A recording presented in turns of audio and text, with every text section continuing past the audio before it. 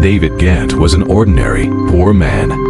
Yet he spent nearly 16 hours a day surrounded by cash. Ironically, his own pockets were always empty. In reality, David worked as a supervisor for a well-known security company called Loomis Fargo, whose job was to transport millions of dollars between banks using armored vehicles. All day long, he guarded huge amounts of money, but his own salary was barely $8 per hour, crushing his dreams under the heavy blanket of honesty. How long could he survive? One day, fed up with his honest life, David began thinking of doing something wrong. This is the fascinating story of the 1997 Loomis Fargo bank heist, an incident that forced the FBI to launch an international manhunt. This very story later became the foundation of the 2016 Hollywood movie Masterminds. Surprisingly, David Gantt himself appeared in the film based on his own life, but unfortunately, he wasn't paid a single dollar for it. Welcome once again to Factify TV. Viewers, David Gantt was a retired Gulf War soldier. He had served his country and was now working as a vault supervisor at Loomis Fargo, an armored car company. That meant cash in his hands, an empty wallet, and the heavy burden of family responsibilities on his shoulders. He worked 75 to 80 hours a week, yet earned only about $8.50 per hour. David had grown tired of his routine. Loneliness and the frustration of not achieving anything big were eating him from the inside.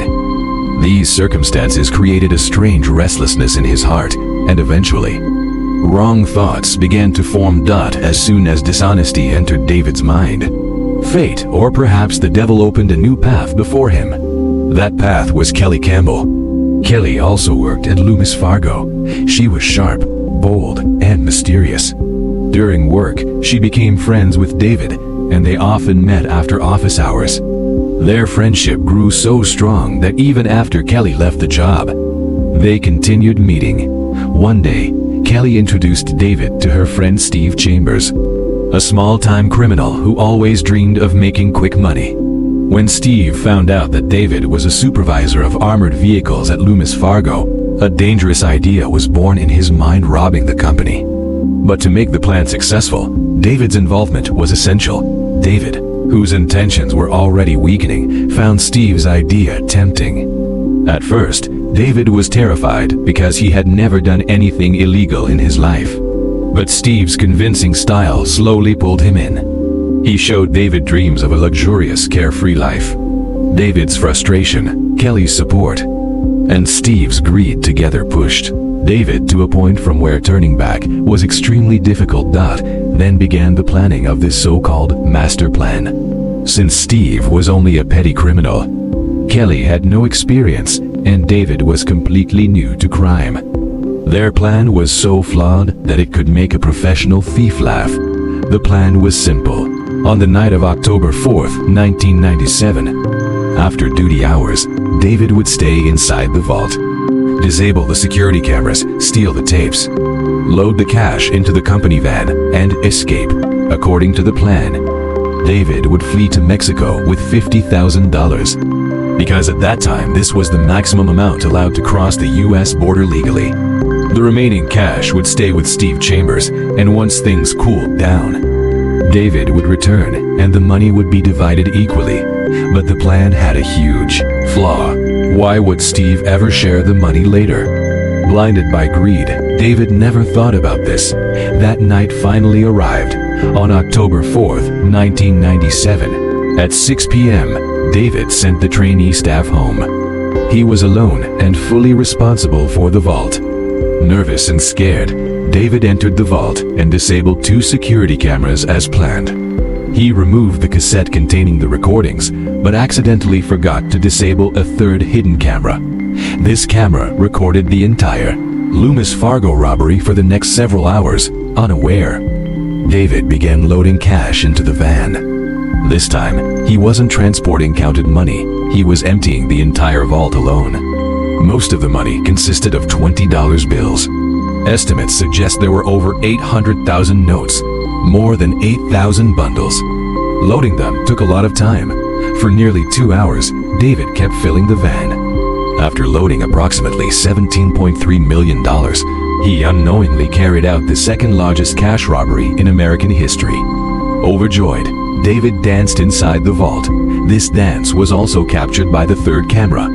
The next morning, when employees arrived, they found the vault keys missing. Police were called, and since David was the only one absent, he immediately became the prime suspect. Security footage confirmed everything, and David's dance sealed his fate. The footage also showed him frequently messaging someone on his pager, proving he wasn't alone. The FBI launched a manhunt. 2 days later, the cash van was found parked in a forest, containing nearly $3 million, likely left behind due to weight and lack of time. Both camera tapes were recovered.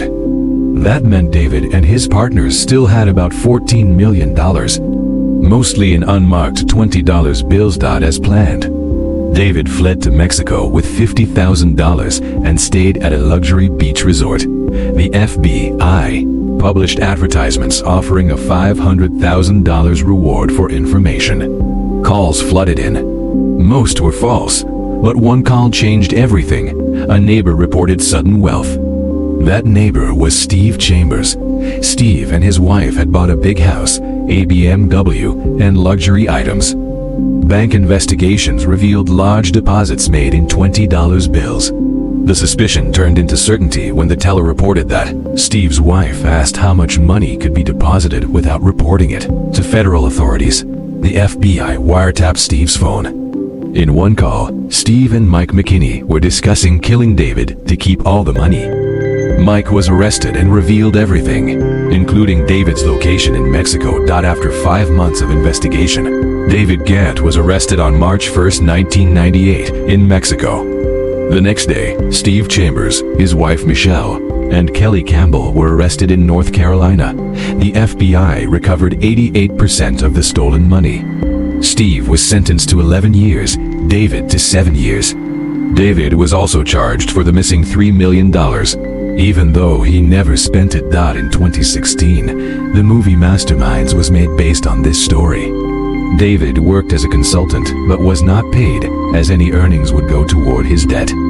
Today, David works as a construction laborer in Jacksonville, Florida, living with his wife and children, using his story to warn others about the consequences of greed. Thank you for watching Factify TV. Don't forget to like, share, and comment. See you in the next video.